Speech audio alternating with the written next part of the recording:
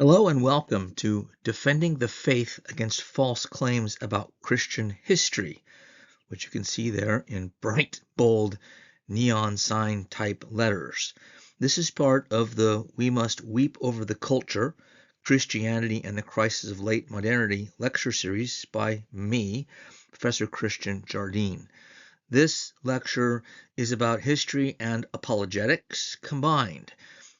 It's specifically focused, apologetically speaking, on those features of Christian history that non-Christians just love to pull out when they're arguing with Christians, usually trying to attain a gotcha moment. What about Galileo and what about the Spanish Inquisition? What about the Crusades? If Christianity is about love and on and on and on. So this lecture then hopefully will equip you with some tools, some ammunition to be able to come back with answers that put those claims to shame, because there are so many misnomers, as it says at the bottom of the screen, right? Kind of a subtitle here, the common historical misnomers put forward by secular modernity against Christianity in history. So we're going to, this lecture's in two parts. The first part will have us looking at false factual claims about events in Christian history. So they often have their facts wrong when they think they have a gotcha moment. And if and when Christians know that, they can show them in response how and why it's not a gotcha moment. They have their facts wrong. In part two, we're going to talk about interpretive issues and how oftentimes so often non-Christians have their interpretation of church history or Christian history wrong. Interpretation gets a little more complicated and a little more muddy. Nonetheless, there are some important and sometimes even more important comebacks that an apologist needs to make when a non-Christian kind of goes on the offensive, trying to use history against us or you or me. I like to start these lectures with a foundational text or more. Here I have two. Oftentimes it's only one. And this isn't to say that I'm assigning you reading, since this isn't a class. But if you are interested in the subject matter, both of the books listed here and ones I have on slides and other lectures are all really, really good books. So I would recommend both of these highly if you're interested. But what I'm really doing is letting you know that much of what follows, not all, but much of it comes from these two sources. I'll quote both of them pretty liberally, along with a lot of other scholars as well. So these books kind of secure a foundation and sort of let you know where I'm coming from. So on the left and the upper book is a book called Of Popes and Unicorns, a strange title, by David Hutchings et al. And on the right and bottom, there is a book called Bullies and Saints, as you can see, by John Dickson. And the publishing specifics are there as well. You can see that both of these books are pretty recent. Very well done and recent, 2022 and 2021, the publication dates respectively. In Of Popes and Unicorns, the authors focus on primarily two scholars in the late 19th century, big-time scholars who basically began what became known as the conflict thesis, now still known as the conflict thesis, or sometimes the warfare thesis, in which it's claimed and still largely and widely believed that Christianity and science have always been in conflict and always will be and always have been. In fact, Andrew Dickson White, one of the late 19th century scholars, that's the subject matter of this book, said Christianity had, quote, arrested the development of the physical sciences for over 1,500 years.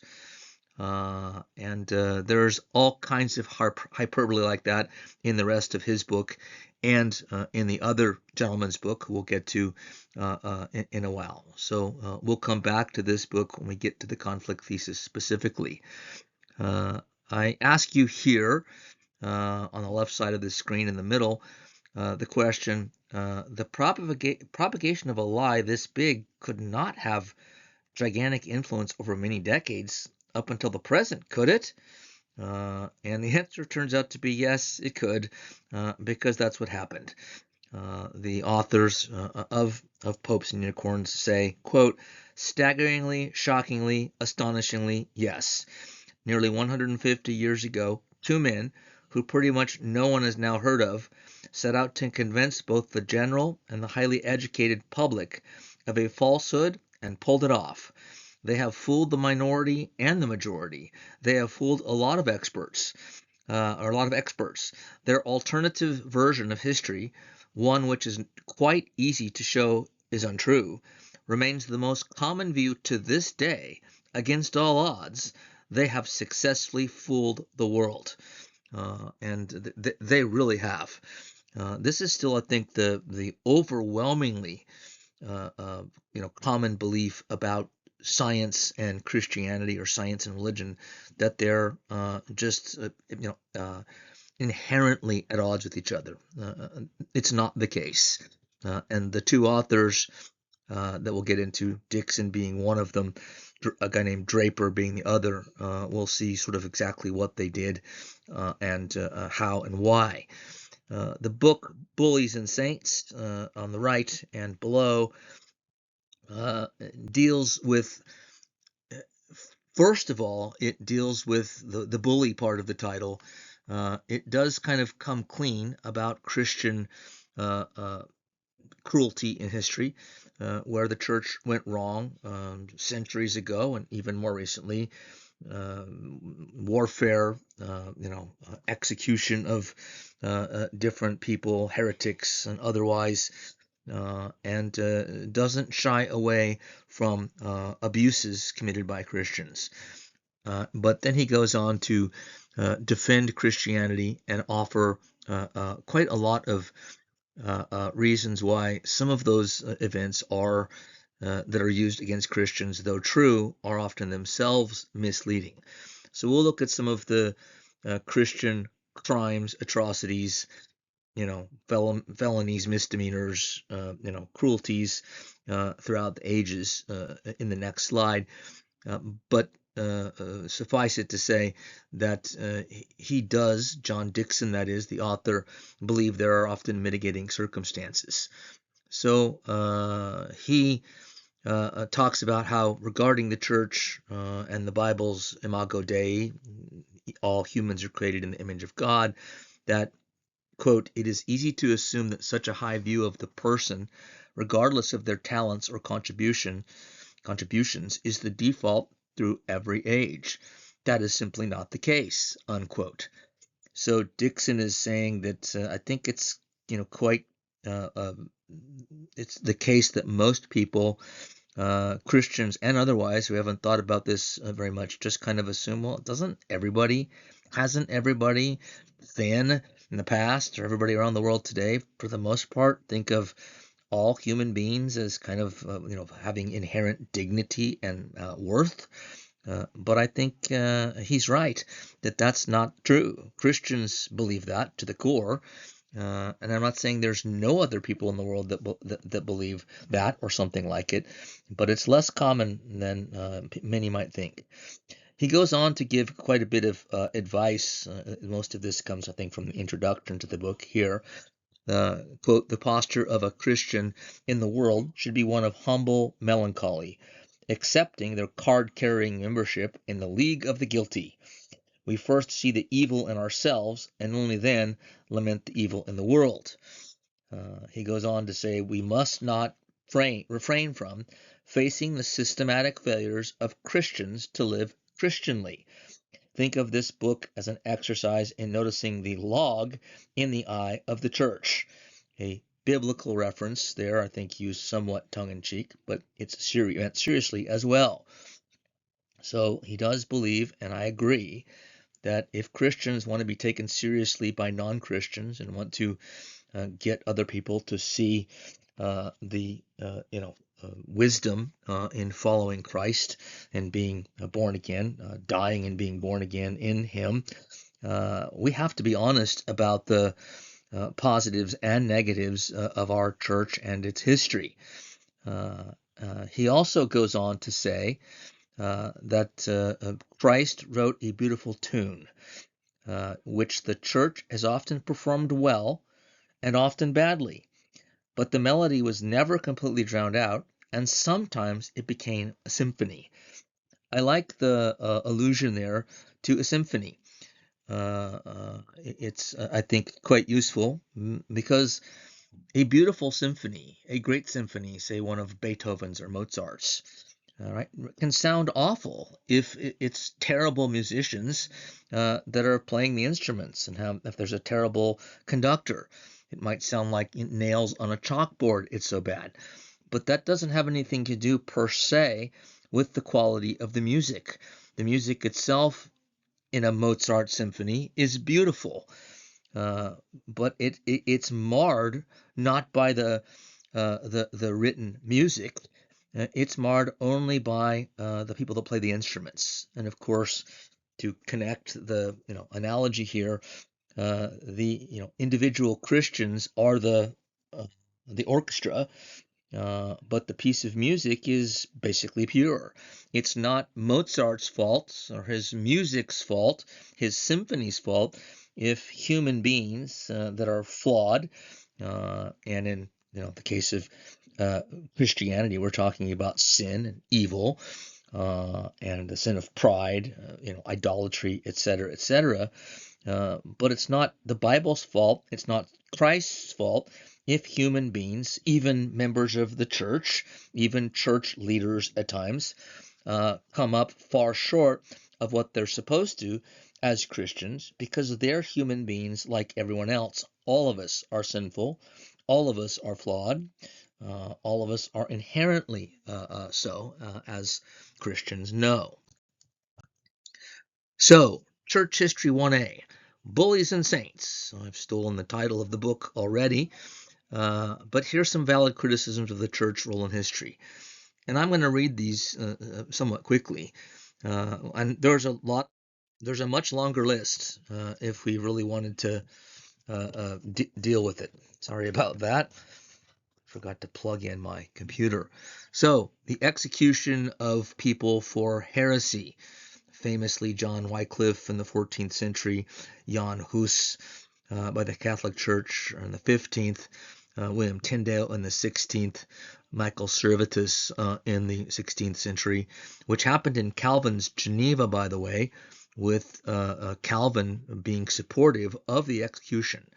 So there is a caveat here for at least Protestants that might be listening. These lectures, this series I'm doing, is not attempting to come from one point of view or another. It's coming from a Christian point of view, but more of a C.S. Lewis mere Christianity point of view. So I'm not trying to take the side of Catholics, Protestants, and Orthodox Christians, etc. So for Protestants, however, it's easy to look at this list and say, yeah, those are Catholics. Of course, they committed those atrocities. And Protestants have been known in the past and now to jump on the bandwagon with these criticisms alongside, in that sense, allied with non-Christians, atheists, etc., and pointing out every misdeed of the Catholic Church. I think that's a mistake for numerous reasons, which we may have time to get into as we go along. So, execution of heretics, I just picked out a few of the most famous ones. The European Crusades, which get attacked all the time by non-Christians. We'll come back to that. Slaughter of men, women, and children in Jerusalem in 1099. The Reconquista, forced conversions of Jews and Muslims in Spain in 1492 and at other times, which sometimes did include violence. If people didn't convert, they were expelled from the country, and sometimes worse. The German Peasants' War of 1525, class tensions were unleashed by Martin Luther's Reformation, and the peasants rose up in rebellion, partly for, again, class reasons, but it had a religious element to it as well. And Luther famously approved of the violent crushing of the rebellion by the authorities in Germany, and it was ruthlessly crushed. So another example of a Protestant involvement in cruelty and violence. The Munster Massacre of 1536.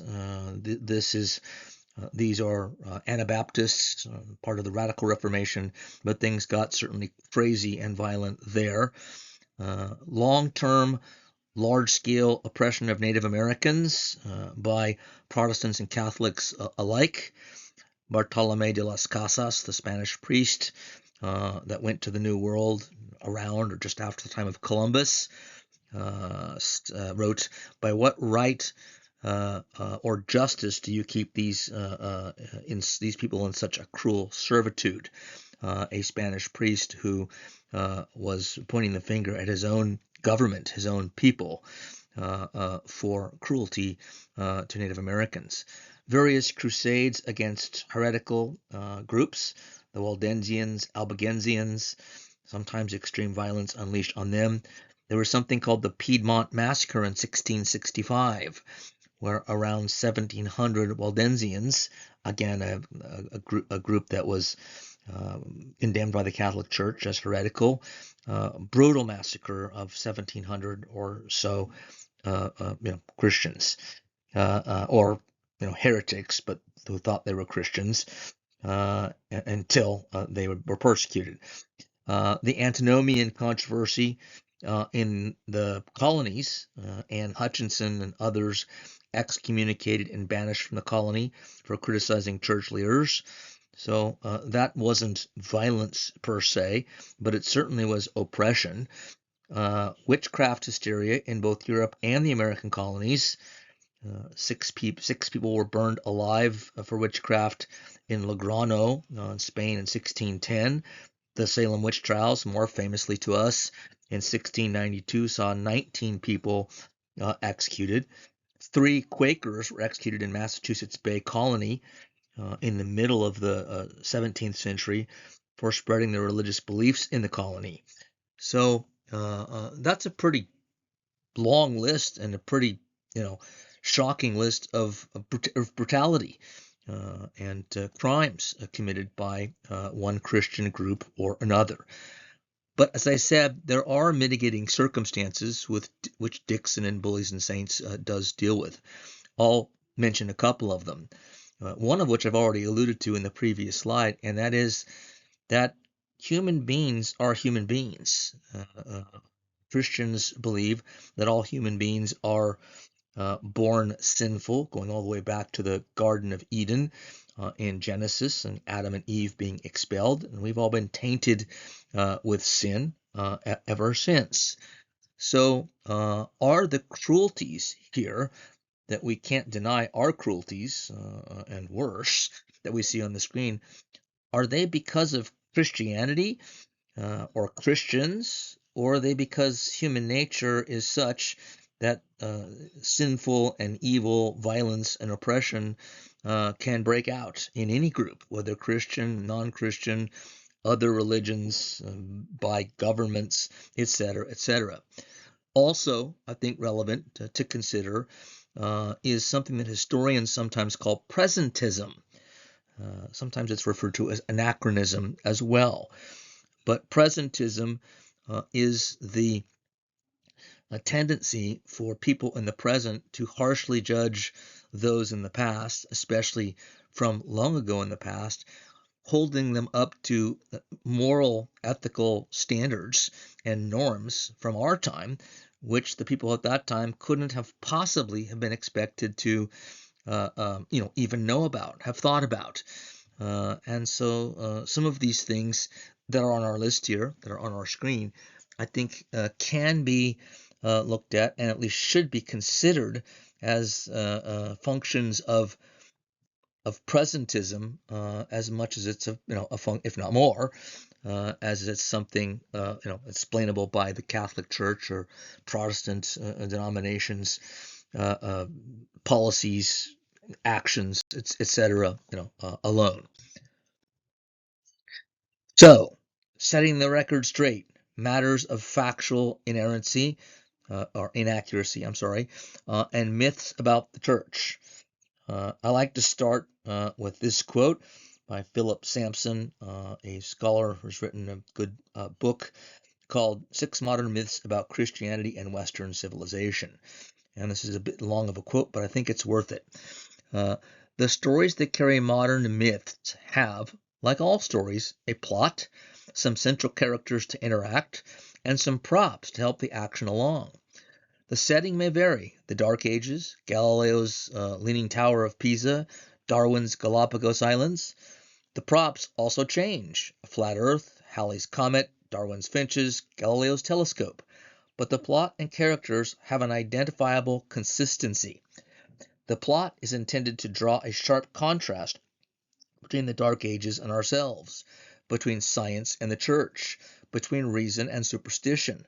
The plot must clearly identify the contending characters, the oppression and injustice they suffer, and point the finger at the guilty party.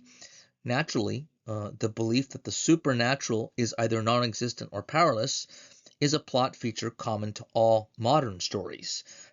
All good stories also need a hero, whether it be Columbus, Galileo, Darwin, and with a hero comes a villain, whether the Inquisition, Pope Callistus III, ignorant priests or bishops, or just religion in general.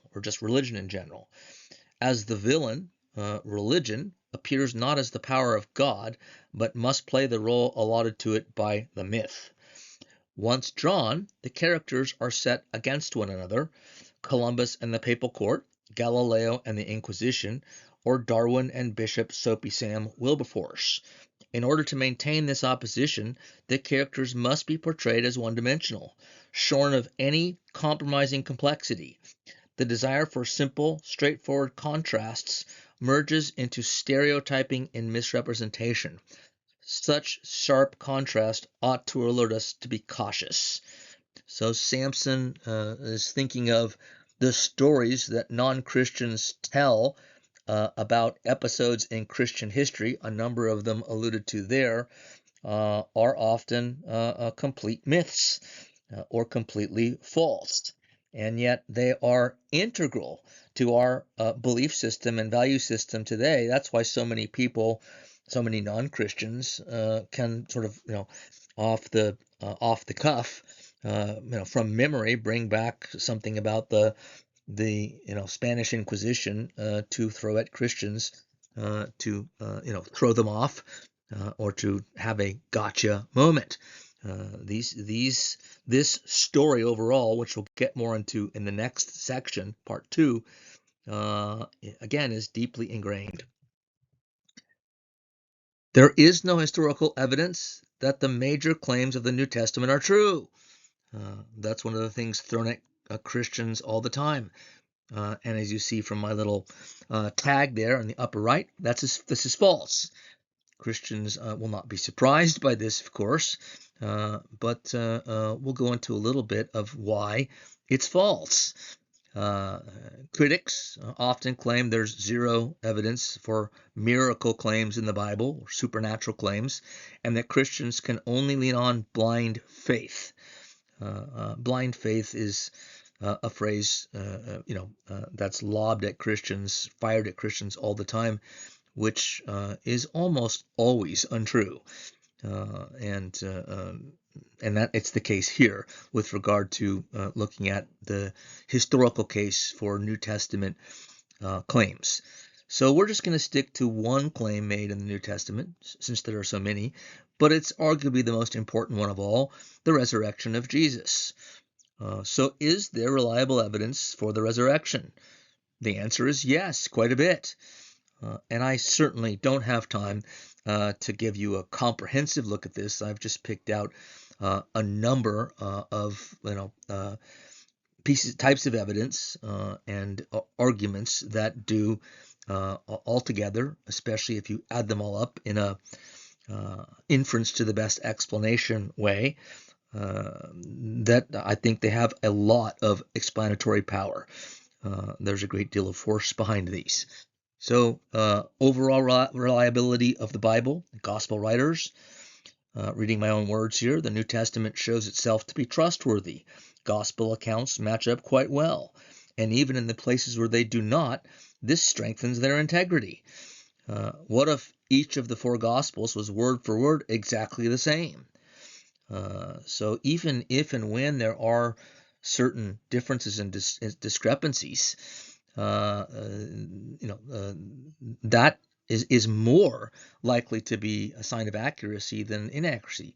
Think of like witnesses in crimes, or partners in crime. You see this in TV shows and movies all the time. The cops will bring in 2, 3, 4 suspects and ask them the same story, but in separate places, and they want to hear if the stories match up. But if let's say it's 4 suspects, if all 4 of them say exactly the same thing, especially if it's almost word for word, the cops almost certainly don't believe it. This was rehearsed. They got together and made sure that everybody sticks to the story. It's a tip-off that it's almost certainly a false story. So the same could be said and has been said by scholars about the Gospels. Inference to the best explanation. I just used the phrase. The biblical resurrection claims, the claims made appear to offer the best explanation for the events in question, meaning that scholars who try to pour cold water on an actual physical resurrection of Jesus don't have a better explanation. They come up with explanations we're not going to go into, but I don't think they hold up in the end. So this is likely the answer that says, well, the explanation for why this is talked about, written about in the Bible, is because it's true, is the most likely explanation. There's the minimal facts argument, that if we, 1, only use facts that we can establish by multiple lines of evidence, and 2, use only what the great majority of scholars, both Christians and otherwise, can agree about, there are 6 to 10 crucial or minimal facts that they all agree on. So this kind of narrows things down, and we don't have, again, time to go into this, but this is pretty powerful evidence, especially when you see so many scholars that are take an anti-Christian position, will admit, okay, on this, and this, this does seem to have factual accuracy. The evidence behind this is solid. I don't know what else I can say but to give in on these issues. Also, the Gospels present Jesus as a real person. In virtually all other religions, God or the gods are quite detached and decidedly otherworldly. In myths and stories and religious writings in Hinduism and other religions, why would the Gospels portray Jesus in such a human way? If some of my text got cut off there, in a human way, if what they're saying about him, Matthew, Mark, Luke, and John, and Paul, and his epistles, why would they portray him in such a human way? Give so much detail. Why would they portray other characters in the Bible with so many foibles and so many flaws, if there's not accuracy to it? Because it's unlike really any other religious writings, the Bible in this case, the New Testament. So it shows the characters, warts and all. Now, Jesus, of course, was perfect, didn't have flaws, but the Gospels still portray him as a real human being with feelings, and can get angry, etc., etc. What about Jesus's character? As C.S. Lewis once dramatically put it, there are 3 possibilities about Jesus in general. He was either a liar, lunatic, or he was the Lord. One of the problems for anyone who tends to believe one of the first 2 is that we don't see evidence of either. in terms of him being a liar or a lunatic. Everything we know about Jesus shows him to have been completely honest and quite straightforwardly stable psychologically and otherwise. People that are liars or are crazy don't, right? There's going to be evidence littered all over the place if they leave behind evidence that they are crazy or that they're not trustworthy. Nothing like that comes out in any of the documents that make up the Bible or other relevant, writings from the time. There were also many eyewitnesses. The apostles, around 500 disciples overall, that are talked about in the Bible, eyewitnesses to the resurrection and to the empty tomb. Some of the people involved are named in the Bible, people that are supposed to have witnessed it. It's easy, I think, for moderns today to dismiss eyewitness testimony, and especially from so long ago. But the truth is, we take things to be facts about the ancient world when it comes to, say, facts about the history of ancient Rome or ancient Greece that have, in some cases, far less evidence than what we have in terms of the claims about Jesus, his life, his resurrection, death, etc. And that eyewitness testimony is taken seriously and really is to be taken seriously in courts of law to this day. Eyewitness testimony is, seen as among the most powerful types of evidence available. The great work on this, and you see it at the bottom of the screen, is by Richard Bauckham, Jesus and the Eyewitnesses. Bauckham is one of the great scholars on this and related subjects. And also another one who's also right up there is Gary Habermas, who's written many books on the evidence for the resurrection. This one called Risen Indeed. And I pieced this together primarily using those two sources, though not completely. So again, we could go on to further evidence, pieces of evidence, types of evidence, but I think this is enough. If you were to throw this back at a non-Christian, an atheist, or whoever it might be, that says there's no evidence for any of that in the Bible, I beg to differ, and you will beg to differ. But what I wish, that must be the canon. The biblical canon is selected or was selected based on politics and not biblical inspiration. False. All right, put the false stamp on this again.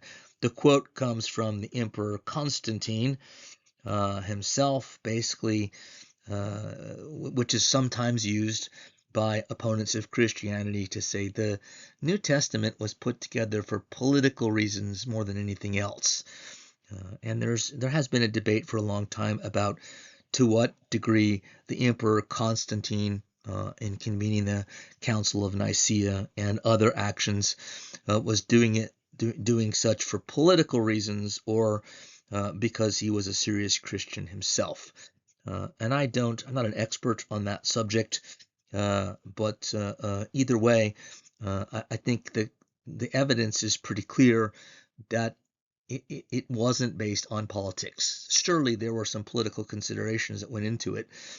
Human beings, when they get together to do large, important projects, there's always a political angle or more going on. Nonetheless, the critics claim that the canon, as, quote, a later ecclesiastical production, a creation of the 2nd, 3rd, or even 4th century church, which is decidedly out of sync with the original nature and purpose of Christianity, just isn't true. This is often connected to a claim that the selection of those books deemed canonical was more a political or extrinsic matter than a spiritual or intrinsic one. The evidence suggests big time that though it wasn't thought of as a canon in very early Christianity yet, there were already books that became later parts of the New Testament, they're already being taken as scripture. If not the whole thing, there were some that were already being, at least unofficially and in a rough way, seen as scriptural. So this idea that this only came about later on, around the time of Constantine, and really, most of it was political. I don't think the evidence supports that. They also say that Christian doctrine and belief was not yet coherent enough for there to have been canonical writings early on, that Christians were not literate enough yet to even consider a written canon, and that the biblical authors themselves were not aware of any special God-given authority.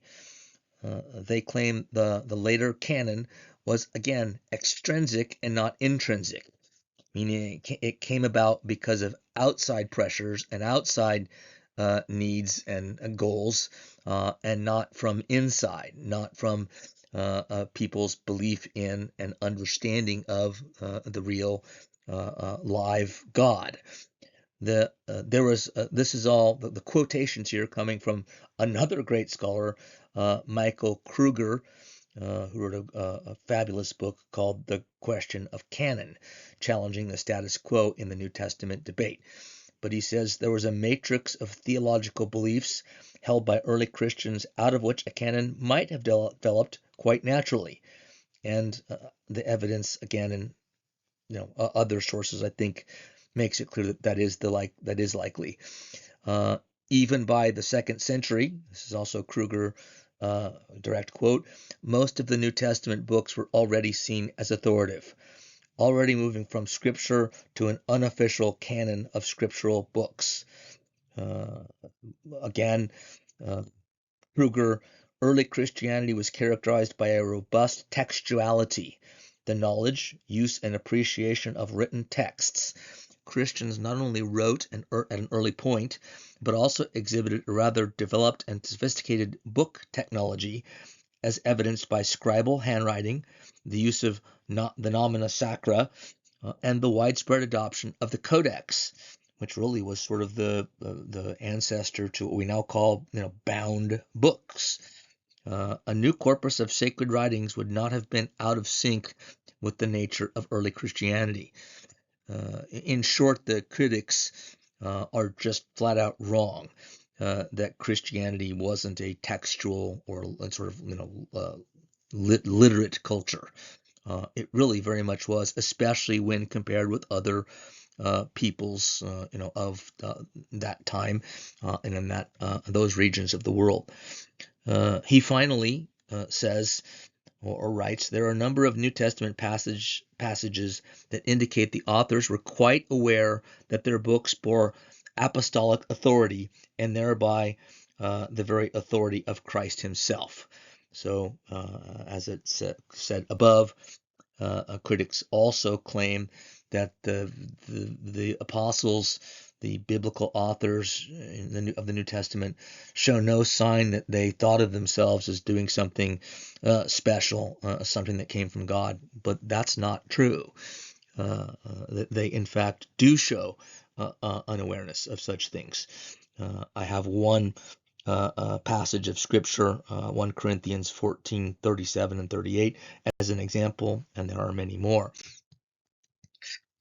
Westerners were the bad guys. The case of the European Crusades. False. This one gets brought up all the time. And again, I caution Protestant viewers or listeners here to be careful because there's been a lot of mudslinging at Catholics by Protestants over the Crusades. But I think this is, first of all, it's just false factually. But I think Protestants are sort of barking up the wrong tree when sort of jumping on such anti-Catholic bandwagons in general. Again, reading my own words, there can be no doubt about the viciousness and cruelty of the European Crusades. But one whole side of the story is often left out. The question then becomes, did Europeans behave differently than their rivals for power? And were they the clear aggressors? In this case, even basic chronology tells some of the story and sort of gives the lie to this. One salient example, just a simple one, the Muslim conquest of Spain, violent, bloody conquest, and they had to get to Spain from Saudi Arabia by going across North Africa in violent, bloody conquests, came in the 1820s, this conquest of Spain. The first European crusade didn't happen until 1096 and 1099. So if we're keeping score, and I kind of am here, we oftentimes pick up the story or history books or classes that we take, pick up the story at the First European Crusade and often say nothing about the fact that the Muslim armies had been engaged in a series of brutal conquests that went all the way into Europe, Spain, later in Eastern Europe, all the way into France at this time, though they were turned back once in France. The preceding Muslim conquests were swift, aggressive, and brutal. Again, according to Rodney Stark, another really good scholar, a sociologist of religion, who deals a lot of myths about Christianity and tries to put the record straight. He says shortly before his death in 632, Muhammad's forces began probing attacks into Byzantine Syria as well as into Persia. These attacks were in keeping with what came to be known as Muhammad's farewell address, during which he said, "I was ordered to fight all men until they say, 'There is not God but Allah.'" In this spirit, Muslim armies launched a century of successful conquests. A century. This is long before the Europeans went to Jerusalem on the First Crusade and those that followed. Stark again writes later, by the end of the 14th century, only tiny remnants of Christianity remained here and there in the East and North Africa, having been almost completely wiped out by Muslim persecution. Thus, as Philip Jenkins put it, Christianity became a European faith because Europe was the only continent where it was not destroyed. Another feature of Christian or church history that gets left out oftentimes is that Christianity was obviously born in the Middle East and moved into Africa and further across the Middle East, even in some cases before it moved to Europe. It's thought of almost exclusively today by most people, even many Christians, as a European religion. But it didn't begin there, and it spread to other parts of the world, for the most part, before it spread to Europe. A martyr for science, the case of Galileo. Right? Galileo is often held up as a hero, a martyr for science, willing to be censured and punished by the Catholic Church for daring to hold on to the rational, evidence-based view of the universe against the irrational view of the Catholic Church that was trying to squelch what Galileo and other scientists were saying if it contradicted Christian or Catholic tradition or the scriptures. But contrary to this popular mantra, again reading my own words, that this is a famous example of the church's typical irrational, intolerant rejection of science and truth, the real story shows something quite different. Galileo, first of all, was a Christian. He said the Holy Bible can never speak untruth whenever its true meaning is understood. So this is true of all of the 17th century scientific thinkers, part of the scientific revolution, including Isaac Newton as well as Galileo and the others. Back to another, or this time I'm quoting from David Hutchings of Unicorns and Popes, one of our foundational books. But the authors there tell us that many cardinals and bishops exalted the physicist, meaning Galileo, and backed his science publicly. On one occasion, when an angry sermon was preached against his heliocentric theory, that of course the sun revolves around the earth, that the earth revolves around the sun, contrary to Ptolemy's ancient view that it was the earth that was at the center and everything revolved around the earth, the offending minister was forced to apologize to Galileo in print by Catholic superiors. Going on, At no point in the entire debacle were Galileo's scientific observations ever called into question by the church. There was never any ecclesiastical doubt about his gathered data. It's also clear, and this might have been the main reason that Galileo was eventually censured by the Catholic Church and put under house arrest. He appears to have mocked the Pope, who had up until that point been an admirer and supporter of Galileo's before the trial. He was such an admirer and supporter that he invited Galileo to gatherings at times and sort of had him talk about his work. But Galileo apparently insulted him in his most famous writing, which lays out the heliocentric theory. He has characters like Plato's dialogues, and one of the characters that his name is Simplicio, and the character as portrayed was remarkably similar to the personality and character of the Pope. And certainly this had something to do with it. The Pope it was obvious to him, I'm sure, and to others around him, that he was being mocked, that he was playing Simplicio in Galileo's own writings. Galileo was extremely arrogant. He made many enemies among academics, and apparently here, even the Pope. So this was partly personal, maybe mostly personal. This had really little to do with some sort of apparent antagonism or conflict or warfare between the church, between Christianity, and the science. Galileo could not provide sufficient evidence to verify his theory, as Hutchings says, and it was the church that sided with the settled scientific mainstream at the time. Galileo was at that point an outlier, and the majority of the scientific community thought he was wrong, and the church sided with the majority of the scientific community. Now, of course, they ended up being wrong, but at the time, the church, the Catholic Church, was sort of in their minds, and really were doing the responsible thing. We're going with the majority of experts that think this instead of Galileo's maverick theory. Galileo could not prove his heliocentric case scientifically, but half of the Vatican supported him regardless of that fact, Hutchings concludes. By leaving these details out, the storytellers are misleading their audience big time. Nobody expects the Spanish Inquisition, which, of course, for any Monty Python enthusiasts or Monty Python cult members, right? This is a famous bit done in their TV show in the 70s.